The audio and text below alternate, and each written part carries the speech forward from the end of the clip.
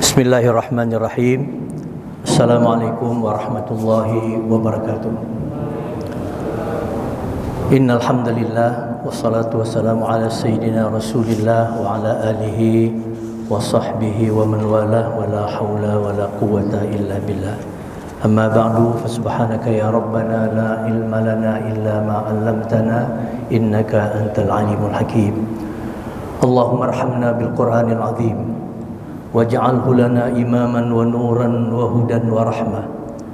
Allahumma dzakkirna minhu ma nasina wa 'allimna minhu ma jahilna warzuqna tilawatahu ana al-laili wa atrafan nahari 'ala al-wajhi alladhi yurdika 'anna. Allahumma ij'alil Qur'ana hujjatan lana la hujjatan 'alaina ya rabbal alamin. Allahumma ij'alil Qur'ana rabi'a qulubina wa nura sudurina wa jalaa'a ahzanina wa dhahaba humumina wa ghumumina birahmatika ya arhamar rahimin. Allahumma ij'alna min ahlil Qur'anil ladzina hum ahluka wa khassatuka ya rabbal alamin. Allahumma hdina bihidayatil Qur'an. Allahumma akrimna bikaramatil Qur'an. Allahumma zayyinna bizinatil Qur'an. Allahumma adkhilnal jannata bisyafa'atil Qur'an. Allahumma arham jami'a ummati Muhammadin sallallahu alaihi wasallam bihurmatil Qur'an birahmatika ya arhamar rahimin.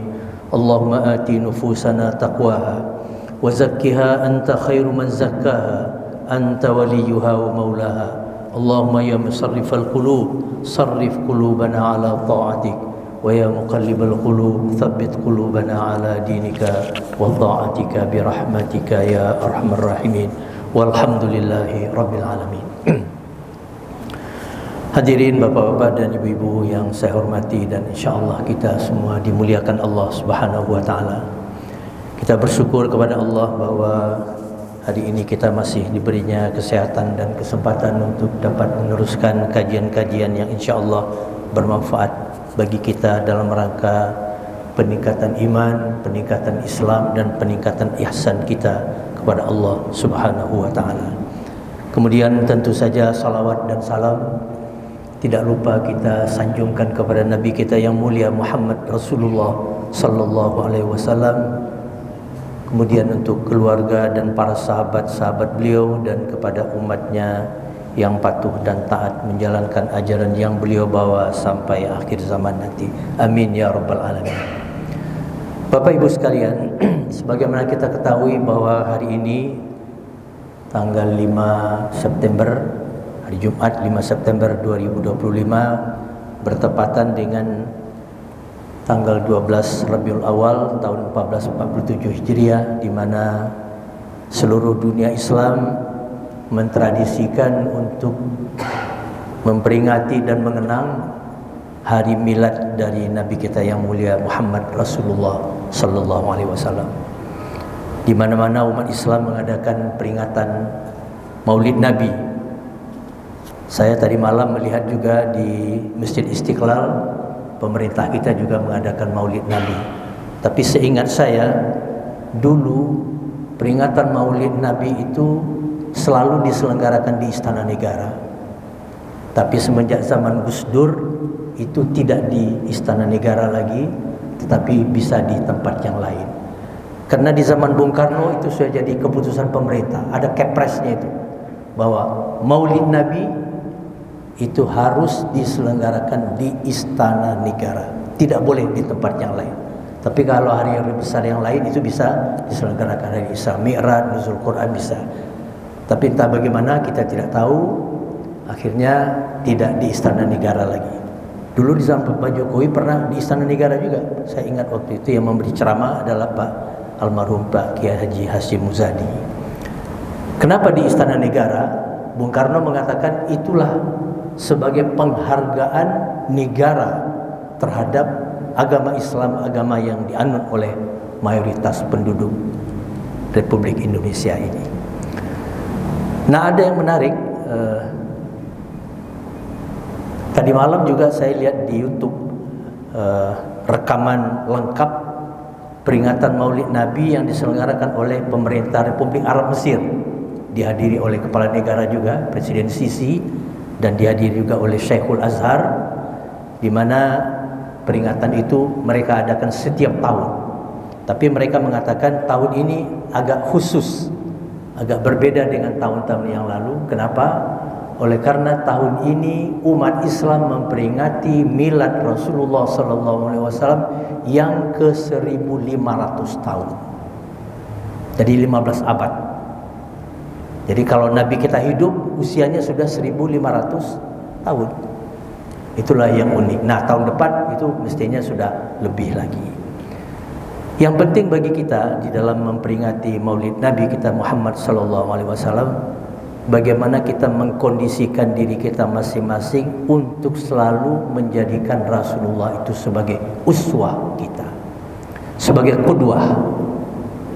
Dan Allah Subhanahu wa taala sendiri yang menyebutkan di dalam Al-Qur'an, laqad kana lakum fi Rasulillahi uswatun hasanah liman kana yarjullaha wal yawmal akhir wa dzakarallaha katsira. Sesungguhnya pada diri Rasulullah SAW itu ada uswah, ada keteladanan, uswatun hasanah. Tetapi untuk siapa uswah hasanah itu? Untuk orang yang mengharapkan bertemu dengan Allah dan hari yang akhir. Liman kana yarjullaha wal yawmal akhir wa dzakarallaha katsira. Dan mereka ingat kepada Allah banyak-banyak. Tidak semua orang bisa beruswah kepada Rasulullah itu. Kenapa? Oleh karena untuk beruswah kepada Rasulullah itu diperlukan suasana batin. Nah, suasana batin itulah yang disebutkan liman kana yarjullaha wal yawmal akhir. Bagi orang yang tidak ingin ketemu dengan Allah dan hari yang akhir dan berzikir kepada Allah banyak-banyak, tidak mungkin dia akan melakukan uswah kepada Rasulullah sallallahu alaihi wasallam.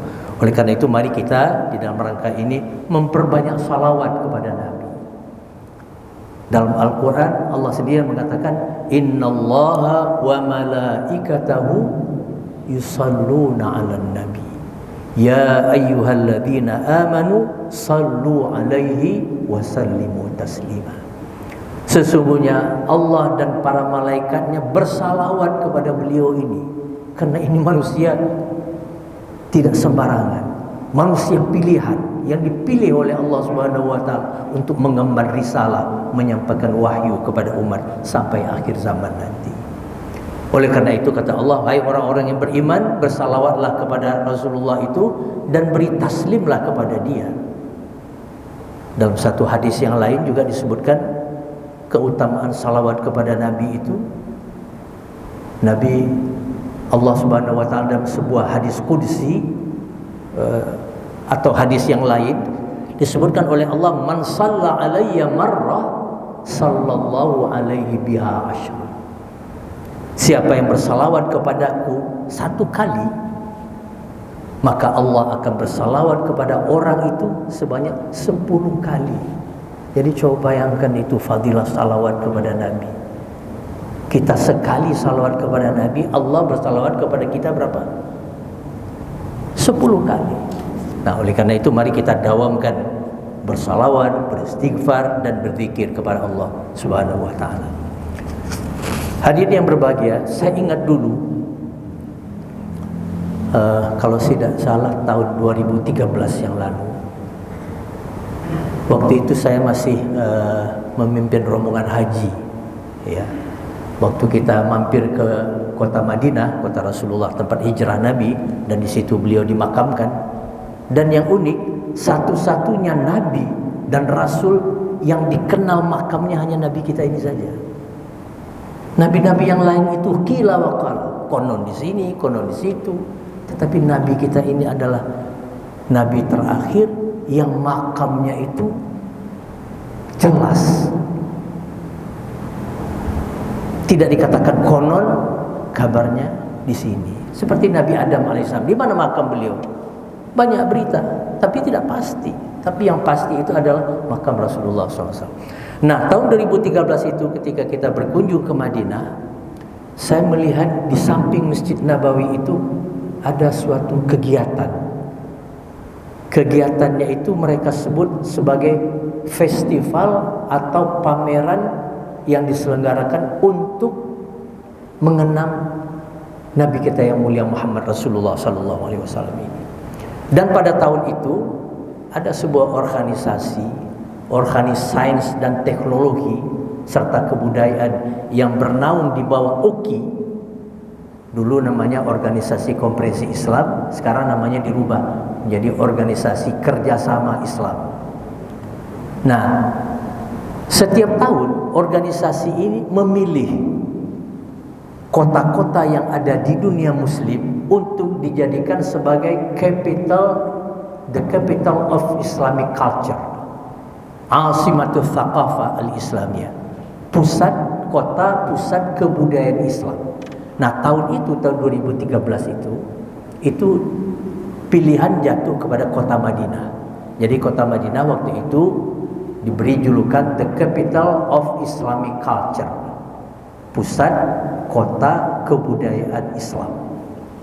Nah, oleh karena itulah diadakan beberapa kegiatan. Di antaranya kegiatan itu adalah kegiatan pameran tentang Nabi kita. Disajikan secara visual bagus sekali, dan kita boleh gratis, gak bayar masuknya. Dan banyak juga jemaah haji yang haji tahun 2013 itu saya kira yang melihat pameran ini. Nah, yang menarik ketika kita masuk gedung pameran tempat diselenggarakan festival Muhammad Rasulullah SAW itu di pintu gerbang sebelum kita masuk kita akan ketemu dengan sebuah papan tulis besar. Nah, di situ dituliskan sebuah hadis yang diriwayatkan oleh Imam Ahmad. Ada teks Arabnya dan kemudian ada terjemahannya bahasa Inggris. Nah, hadis itu berbunyi begini, dan setiap orang yang masuk pasti melihat hadis itu. Tidak boleh tidak, dia harus lewat di papan itu. Nah, hadis itu bunyinya begini. Nah, ini menarik.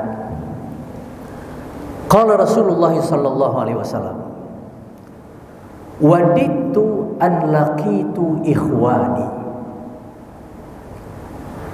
Faqala ashabun Nabi sallallahu alaihi wasallam, "Awalaysa nahnu ikhwanaka?" Qala bala, bal antum ashabi, walakin ikhwani humul ladzina amanu bi wa lam yarawni. Hadisnya singkat, bagus sekali. Hadis ini diriwayatkan oleh Imam Ahmad. Jadi Nabi pernah berkata begini, waditu an laqitu ikhwani. Saya, kata Rasulullah, aku ingin ketemu dengan saudara-saudara. Tentu saja pernyataan Nabi ini menimbulkan keheranan di kalangan para sahabat yang mendengarkan ujaran beliau ini. Oleh karena itu, sahabat responnya mengatakan begini, faqala ashabun Nabi SAW. Sahabat-sahabat Nabi lalu mengatakan, ya Rasulullah, awalaysa nahnu ikhwanuka? Bukankah kami ini yang hadir ini adalah saudara-saudaramu? Apa jawaban Nabi? Qala bala, bal antum ashabi. Kalian ini bukan saudara-saudaraku, tapi kalian ini adalah sahabat-sahabatku. Kemudian Nabi mengatakan, walakin ikhwani humul ladzina amanu bi wa lam yarawni. Yang saya maksudkan dengan saudara-saudara saya itu adalah mereka yang beriman kepada ajaran yang aku bawa, padahal mereka tidak pernah berjumpa dan melihat aku. Hadis ini diriwayatkan oleh Imam Ahmad. Jadi Nabi di sini membedakan antara istilah ikhwan dengan ashab. Kalau ikhwan ashab itu adalah orang yang berjumpa dengan Rasulullah, hidup bersama beliau, para sahabat, ketemu hari-hari dan mendengarkan wahyu, mendengarkan ajaran agama dari Nabi. Tetapi yang disebut oleh Nabi sebagai saudara-saudaranya, yang dia kepingin betul ketemu dengan mereka ini, tentu saja tidak di sini, tapi nanti di akhirat. Karena Nabi tidak pernah ketemu dengan kita juga tidak pernah ketemu dengan Rasulullah. Nabi mengatakan, ikhwani humul ladzina amanu bi wa lam yarawni. Mereka adalah orang yang beriman kepadaku, beriman kepada ajaran yang aku bawa, padahal mereka tidak pernah berjumpa dan kenal dan melihat aku. Hadis ini diriwayatkan oleh Imam Ahmad. Nah, pernah juga pada suatu ketika Rasulullah SAW bertanya kepada para sahabat-sahabatnya. Jadi Nabi itu kemana-mana diikut oleh para sahabat-sahabat beliau. Suatu kali Nabi bertanya kepada para sahabat-sahabatnya. Ini hadis diriwayatkan oleh jamaah, rawahul jamaah. Nabi mengatakan begini, bertanya lagi, ayyul mu'minina a'jabu ilaikum imanan? Qalu al-malaikah. Qala wa kaifa la yu'minuna wa hum 'inda rabbihim? Qalu fal anbiya. Qala wa kaifa la yu'minuna wal wahyu yanzilu 'alaihim? Qalu fanahnu. Qala wa kaifa la tu'minuna wa ana baina adhhurikum? Qalu fa ayyun nasi a'jabu imanan ya Rasulullah? Qala Rasulullah sallallahu alaihi wasallam, qaumun yaji'una min ba'dikum yajiduna suhufan yu'minuna bima fiha. Jadi Nabi bertanya kepada para sahabat, menurut kalian, kata Nabi, orang mukmin manakah yang keimanannya paling menakjubkan? Jadi orang-orang beriman manakah, kata Nabi, yang paling menakjubkan keimanan mereka?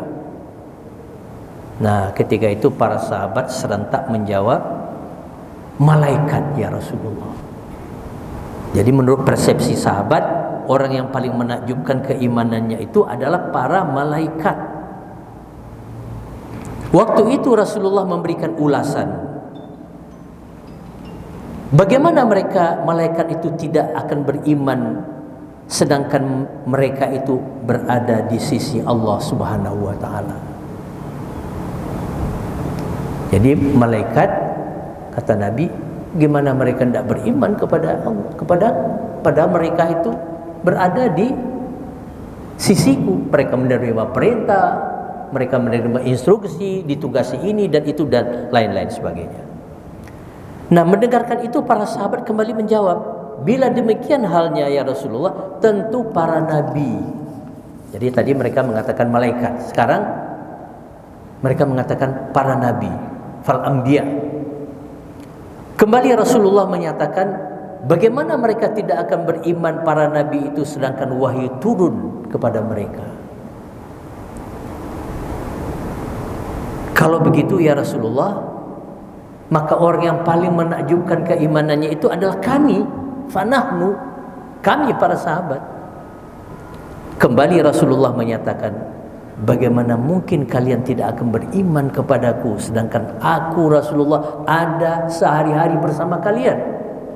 Kalian melihat aku, kalian mencontoh apa yang aku berikan, kalian mendengarkan wahyu, kalian berjemaah dengan aku ketika salat. Bagaimana mungkin kalian tidak akan beriman kepadaku? Kemudian para sahabat balik bertanya, apa kata mereka? Kalau begitu, siapakah manusia yang imannya paling kuat? Mereka udah nyerah. Bilang malaikat enggak, nabi enggak, kita juga enggak, para sahabat. Jadi kalau begitu mereka menanyakan kepada Nabi, kalau begitu siapa ya Rasulullah imannya yang paling menakjubkan dan paling kuat, spektakuler itu? Rasulullah kemudian menjelaskan, yang paling menakjubkan keimanannya adalah manusia-manusia yang akan datang setelah kalian nanti.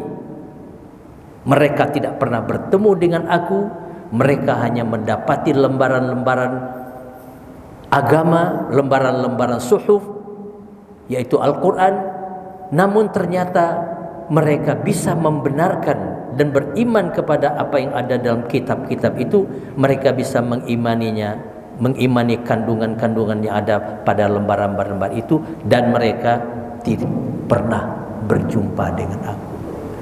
Nah, inilah kata para ulama salah satu daripada kehebatan orang-orang yang datang sesudah generasi sahabat. Kalau sahabat ya ketemu dengan Rasulullah. Generasi sesudah sahabat ada para tabi'in. Para tabi'in ini mereka tidak ketemu dengan Nabi, tapi ketemu dengan sahabat.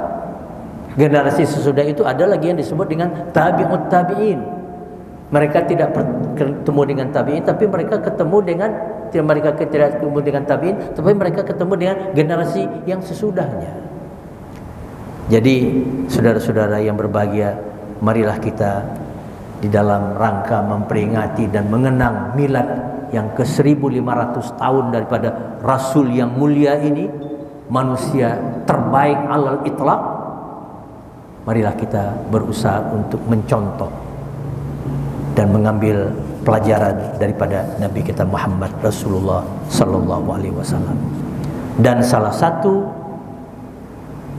rukun iman kita adalah beriman kepada para nabi dan para rasul. Termasuk rukun iman yang keenam, al-imanu bil anbiya war rusul, beriman kepada nabi dan rasul. Tetapi bagaimana caranya kita beriman kepada para nabi dan rasul? Apakah kita hanya ikut percaya, yakin bahwa nabi itu ada? Oh tidak. Tidak hanya sekedar itu. Itu hanya baru langkah awal. Nah, langkah awal ini harus diikuti dengan berbagai cara sehingga kita bisa mengikuti Rasulullah sallallahu alaihi wasallam itu dengan sebaik-baiknya di dalam peri kehidupan kita. Hadirin yang berbahagia, salah satu problem ya, yang dihadapi oleh umat Islam, yang saya kira problem ini memang problem yang sudah lama dan kronis lah begitu bagi umat Islam, adalah masalah persatuan dan kesatuan umat.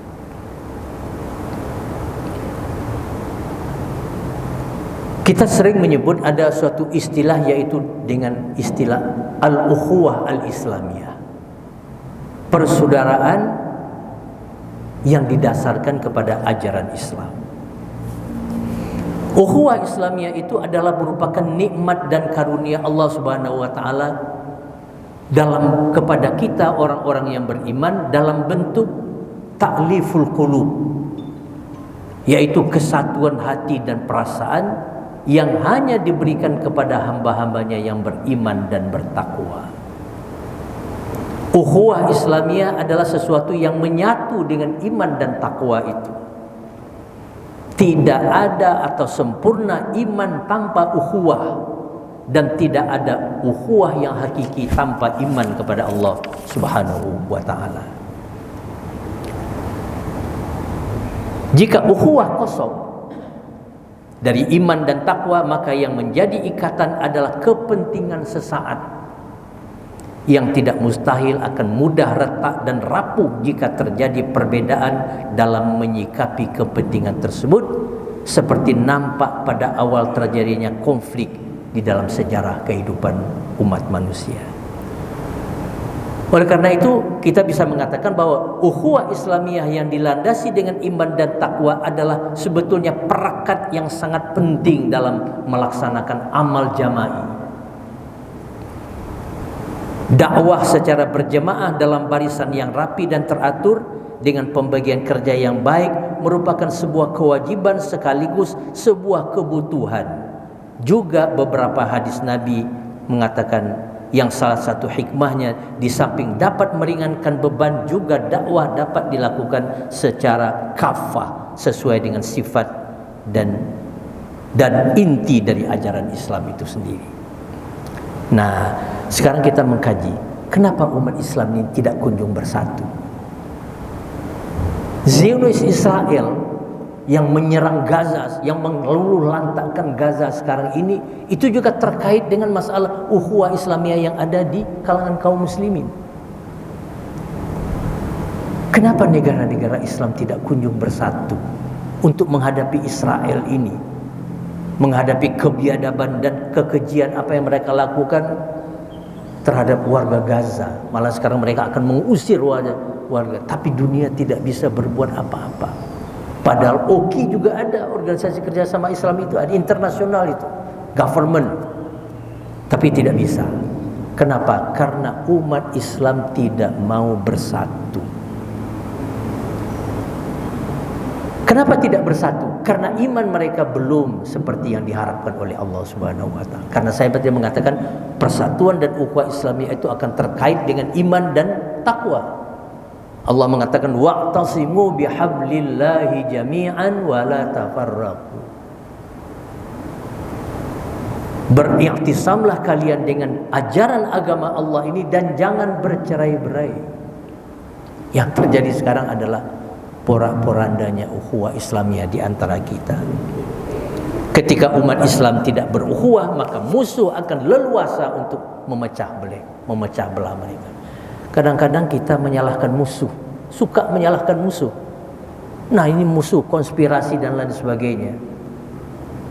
Tetapi kalau kita fikir-fikir, musuh tidak usah kita salahkan. Memang kerja mereka seperti itu. Oh, kita apakan lagi? Kerja musuh itu adalah untuk memecah belah kita. Cuma kita ini mau dipecah belah atau tidak.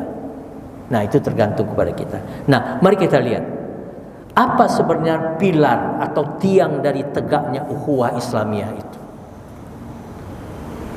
Untuk tegaknya ukhuwah Islamiyah diperlukan beberapa persyaratan yang sekaligus merupakan pilar utama, antara lain sebagai berikut. Pertama, memiliki kefahaman yang sahih tentang ajaran Islam. Apa yang menjadi ciri-ciri khasnya, apa yang menjadi maqasidnya, apa yang menjadi prinsip dasarnya, mana yang bersifat qat'i dan mana yang bersifat zanni. Upaya pengkajian ajaran Islam secara benar dan terus-menerus adalah suatu kebutuhan sekaligus sebagai satu kewajiban bagi kita. Jadi untuk beruswah kepada Nabi, untuk terciptanya ukhuwah Islamiyah itu harus ada dasar kefahaman yang benar. Ringkasnya harus ada ilmu. Tadi kan kita mengatakan bahwa Allah mengatakan pada diri Rasulullah SAW itu ada contoh yang baik. Tapi untuk berkedua itu kita perlu ilmu. Gak bisa kita berkedua itu tanpa ilmu. Harus ada ilmu. Jadi umat Islam itu harus memiliki pemahaman yang sahih tentang ajaran Islam, sehingga mereka tidak saling bentrok antara satu dengan yang lain. Nah, ini saja Pak tentang perkara maulid ini terjadi perbedaan di kalangan umat Islam. Ada yang mengatakan bid'ah, setiap bid'ah masuk neraka. Ada yang mengatakan tidak, ini bukan bid'ah. Ada lagi yang mengatakan boleh maulid Nabi tekan dengan syarat begini dan lain-lain sebagainya. Kalau saya ditanya orang tentang maulid Nabi, pendekatannya harus melalui teori apa yang disebut dengan teori maqasid. Tidak bisa kita pakai teori-teori yang lain. Teori maqasid syariah. Tujuan daripada syariat Islam itu apa? Nah, ini saja bisa menimbulkan pertengkaran di kalangan umat Islam. Dulu pernah kita mendengar beberapa tahun yang lalu, itu ada sebuah masjid di mana jamaahnya berkelahi dalam masjid gara-gara persoalan maulid ini. Dibubarkan maulid oleh sekelompok orang yang mengatakan ini bid'ah, masuk neraka. Berkelahilah orang di dalam masjid. Coba bayangkan bagaimana kita menyikapi hal-hal yang semacam ini. Itu yang pertama. Jadi harus ada pemahaman yang benar tentang Islam itu. Yang kedua, pilar tegaknya ukhuwah itu adalah memiliki kesungguhan untuk senantiasa mengembalikan setiap persoalan yang dihadapi kepada ketentuan Allah dan Rasulnya. Izam. Jadi setiap ada perbedaan pendapat dikembalikan kepada Allah dan Rasul. Itu pun jika kita beriman kepada Allah dan Rasul. Kemudian yang ketiga, berusaha untuk terus-menerus melaksanakan hukum hukukul muslim, bersilaturahim, tausiah, tabayyun jika mendengar suatu berita tentang sesama saudara, berta'awun dan ithar, mendahulukan kepentingan saudaranya di atas kepentingan dirinya sendiri. Jadi kalau ada istilah gosip, kita telusuri gosip ini benar apa tidak, jangan diterima mentah-mentah. Dan Allah sudah memberikan juklak, petunjuk pelaksanaan di dalam surah Al-Hujurat itu. In ja'akum fasiqun binaba'in fatabayyanu. Kalau datang sebuah berita, apalagi berita itu dari orang fasik, tabayyun dulu. Supaya apa? Supaya kita tidak menimpakan kepada suatu kaum itu sesuatu yang sebenarnya tidak terjadi. Kemudian yang keempat, menjauhkan diri dari perbuatan yang akan merusak ukhuwah Islamiyah itu, seperti menghina, riba, memfitnah, menyebarkan aib sesama saudara dan perilaku-perilaku lain yang merusak. Kemudian yang kelima, jika terjadi perbedaan pendapat, maka hendaknya perbedaan tersebut dibingkai oleh al-akhlaqul karimah. Perbedaan pendapat di kalangan umat Islam ini sudah lama terjadi. Bahkan sejak Nabi Muhammad SAW hidup bersama para sahabat itu sudah terjadi perbedaan pendapat. Cuma ketika itu Nabi masih ada yang akan memutus perbedaan pendapat itu. Rujukannya masih ada. Kalau Nabi sudah memutuskan, semua ikut. Nah sekarang kan Nabi tidak ada, tapi ulama kita ada yang merupakan pewaris para Nabi itu. Kita harus mengedepankan apa yang disebut dengan akhlak dalam berbeda pendapat. Dulu di zaman Rasulullah SAW, ya, ketika terjadi perang Bani Quraizah. Bani Quraizah ini adalah kelompok Yahudi yang tinggal di kota Madinah. Mereka berkhianat di dalam perang Ahzab, bergabung dengan pasukan koalisi yang dari Mekah dan orang-orang munafik juga. Perang Ahzab terjadi pada tahun ke-5 Hijrah. Ketika Nabi sudah memastikan bahwa Bani Quraizah ini mengkhianati piagam Madinah yang sudah ditandatangani bersama itu, Nabi memerintahkan kepada sekelompok umat Islam untuk mendatangi Bani Quraizah itu. Sebelum berangkat, Nabi memberikan wejangan kepada mereka. Nabi mengatakan, la yusalliyanna ahadukum al-asra illa fi Bani Quraizah. Kata Nabi melepas orang-orang yang akan diutus ke Bani Quraizah itu, memberikan pelajaran kepada mereka, memerangi mereka. Nabi mengatakan, jangan kalian salat asar kecuali setelah kalian sampai di Bani Quraizah. Bani Quraizah itu di Madinah, saya sudah pernah ke Jabal Quraizah itu sekitar 6 atau 7 kilometer dari kota Madinah. Masih ada tempatnya, tempat kelompok itu ada. Setelah Nabi mengatakan jangan kalian salat asar kecuali kalian sudah berada di Bani Quraizah. Setelah itu berangkatlah pasukan ini. Sebelum sampai di Bani Quraizah, di tengah perjalanan waktu asar masuk. Nah, bagaimana ini? Nabi tadi mengatakan tidak boleh salat asar kecuali kalau sudah sampai di Bani Quraizah. Sahabat lain mengatakan, tidak, ini sudah masuk waktu asar, kita harus salat asar di sini. Jadi terjadilah perbedaan pendapat ketika itu. Ada beberapa sahabat yang salat asar di perjalanan karena sudah masuk waktunya.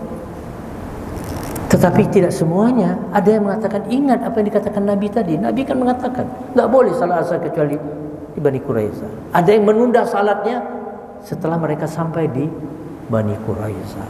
Hampir saja terjadi pertengkaran yang hebat di antara mereka. Tapi iman mereka masih terjaga ketika itu. Nah, setelah peristiwa penyerangan Bani Quraizah itu, mereka melapor kepada Rasulullah tentang apa yang terjadi ketika perjalanan ke Bani Quraizah. Ya Rasulullah, kami ada yang salat asar di perjalanan karena sudah masuk waktu asar.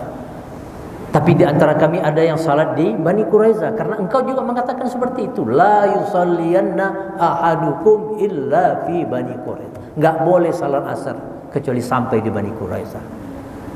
Rasulullah tertawa, tersenyum Nabi mendengarkan laporan semacam ini. Dan Nabi tidak menyalahkan yang salat asar dan tidak menyalahkan yang menunda salat asarnya di Bani Quraiza. Bahkan di dalam hadis itu disebutkan aqarra hadza wa aqarra hadza. Nabi membenarkan yang ini dan membenarkan juga yang ini. Kenapa terjadi perbedaan pendapat seperti itu? Yang salat asar di Bani Quraiza itu mereka menggunakan teks daripada instruksi Nabi. Jadi teks ini memang seperti itu, nggak boleh salat asar. Tapi bagi yang mengatakan ini bukan itu maksudnya. Maksudnya Nabi ingin mengatakan kalian cepat-cepat, tidak boleh lambat di perjalanan, cepat, sehingga dengan kecepatan itu kalian bisa berada di Bani Quraiza setelah waktu asar tiba. Jadi tidak salah kedua-duanya. Nabi membenarkan yang ini dan membenarkan yang ini. Nah, cuma memang seperti saya sampaikan tadi, itu ketika terjadi perbedaan pendapat di kalangan para sahabat, itu Nabi masih ada di tengah mereka. Segala persoalan dirujukkan kepada Nabi. Dan Nabi yang memutus. Selesai. Nah, persoalannya setelah Nabi tidak ada. Nabi SAW umurnya 63 tahun. Setelah itu periode sahabat. Dan itu perbedaan-perbedaan itu berlanjut. Ada ijtihad para sahabat. Nah, oleh karena itulah prinsip ijtihad di dalam Islam itu sangat diperlukan untuk memecahkan persoalan-persoalan yang timbul. Para ulama usul selalu mengatakan begini, nas-nas Al-Quran itu sudah selesai. Tetapi persoalan-persoalan yang dihadapi oleh umat itu akan terus berkembang sampai akhir zaman. Apalagi kita mengetahui bahwa ajaran Islam ini sampai hari kiamat tidak berhenti. Jadi oleh karena itu diperlukan ijtihad. Diperlukan untuk memahami teks-teks Al-Quran dan hadis-hadis Nabi itu diperlukan ijtihad. Tetapi yang berijtihad ini harus orang yang ahli. Allah kan juga mengatakan fas'alu ahla dzikri in kuntum la ta'lamun. Tanyakan kepada yang ahli kalau kamu tidak tahu. Nah, makanya persoalan-persoalan ini diselesaikan dengan ijtihad. Dan ijtihad yang paling aman itu adalah ijtihad yang disebut dengan ijtihad jama'i. Ijtihad secara kolektif, tidak ijtihad fardi. Kalau ijtihad fardi itu ijtihad individu, kemungkinan salahnya bisa. Tapi kalau ijtihad kolektif itu kemungkinan tersalahnya itu kecil sekali. Makanya kita dulu di Majelis Ulama itu selalu mengembangkan kalau ada persoalan kita selalu mengedepankan ijtihad secara kolektif, secara bersama-sama. Kenapa secara bersama-sama? Karena ini akan mengurangi risiko untuk untuk terjadi kesalahan dalam ijtihad. Nah, ijtihad itulah yang harus selalu dilakukan sampai akhir zaman. Mereka mengatakan an-nusus mutanahiyah wal hawadis ghairu mutanahiyah. Nas-nas Al-Quran dan hadis itu sudah selesai. Tetapi kejadian-kejadian hawadis sesuai dengan perkembangan zaman itu tidak akan terhenti dan dia akan terus berkembang sampai akhir zaman. Masalah-masalah yang ada di zaman Nabi sudah selesai, tapi banyak masalah-masalah yang tidak terjadi di zaman Nabi, tidak terjadi di zaman sahabat. Nah, bagaimana kita menyikapi? Nah, sekarang yang dipersoalkan itu adalah apa yang disebut sekarang adalah AI. AI itu apa? Akal imitasi. Jadi manusia sudah membuat akal imitasi. Kita tanya dalam beberapa detik dia bisa menjawab. Itu bikinan manusia juga. Tapi saya juga teringat dulu Pak, ketika terjadi seminar mukjizat Al-Quran dan Sunnah di IPTN Bandung tahun 1995, itu Pak Habibie membawa kita ke sebuah ruangan waktu itu. Pak Habibie waktu itu Menteri Ristek, ke sebuah ruangan. Dia memperkenalkan ada 4 alat canggih yang di dunia itu hanya ada 4 negara yang memilikinya. Kita salah satu negara. Ini komputer, kata beliau, ini komputer termodern, sangat canggih betul. Tetapi kata Habibie, jangan lupa, ini komputer canggih, tetapi ada yang lebih canggih dari ini. Apa yang lebih canggih dari ini? Otak kita. Otak manusia yang membuat komputer itu lebih canggih. Nah, waktu itu saya ingat Pak Ali Yafi, Ketua Umum Majelis Ulama, Allah yarham, dia mengatakan, Pak Habibie, ada yang lebih hebat dari pikiran manusia ini, yaitu yang membuat manusia itu. Lebih hebat lagi Allah Subhanahu wa taala itu daripada manusia yang menciptakan komputer yang paling hebat itu. Itu pengakuan dari Pak Habibie sebagai Menteri Ristek, orang yang gandrung terhadap ilmu pengetahuan. Jadi Bapak dan saudara-saudara, mari kita mencontoh kehidupan Nabi, tetapi kita sesuaikan dengan konteks zaman kita sekarang ini. Prinsip-prinsipnya perlu kita jalankan, tetapi detail-detailnya, nah itu bisa menjadi berubah. Nah, oleh karena sebab itu tadi ada yang disebut dengan istilah yang sawabit namanya, ada yang mutaghayyir, ada yang baku, yang tidak boleh, tidak harus ini, tetapi ada yang berubah-ubah prinsipnya sesuai dengan tuntutan zaman. Jadi saya kira ini Bapak dan saudara sekalian, mudah-mudahan Allah Subhanahu wa taala selalu memberikan ilham kepada kita untuk dapat terus beruswah kepada Nabi kita Muhammad sallallahu alaihi wasallam, sehingga dengan beruswah kepada beliau insyaallah kita akan bertemu dengan Rasulullah dan kita akan mendapatkan syafaat dari beliau nanti. Amin, amin ya rabbal alamin. Ingat, Nabi ingin ketemu dengan kita. Persoalannya kita kepingin ketemu dengan beliau. Jangan-jangan ini bertepuk sebelah tangan. Hanya Nabi, aku yang ingin ketemu dengan saudara-saudaraku. Tapi kita yang dianggap beliau ini saudara-saudaranya, kepingin ketemu dengan Rasulullah SAW. Oleh sebab itu kita hidupkan cinta, mahabbatur Rasul. Jadi kecintaan kepada Nabi tidak hanya kecintaan yang sifatnya emosional, tetapi juga harus kecintaan yang bersifat rasional. Mudah-mudahan Allah memberikan taufik selalu dan hidayahnya kepada kita. Amin ya rabbal alamin. Saya kira ini karena waktu Isya sudah masuk, waktu Isya. Saya menyampaikan permohonan maaf atas segala kekeliruan di dalam pemaparan ini. Yang benar dari Allah Subhanahu wa taala, yang salah tentu dari saya, dan saya mohon ampun dan istighfar kepadanya. Amin amin ya rabbal alamin. Demikian, billahi taufik wal hidayah. Wassalamualaikum warahmatullahi wabarakatuh.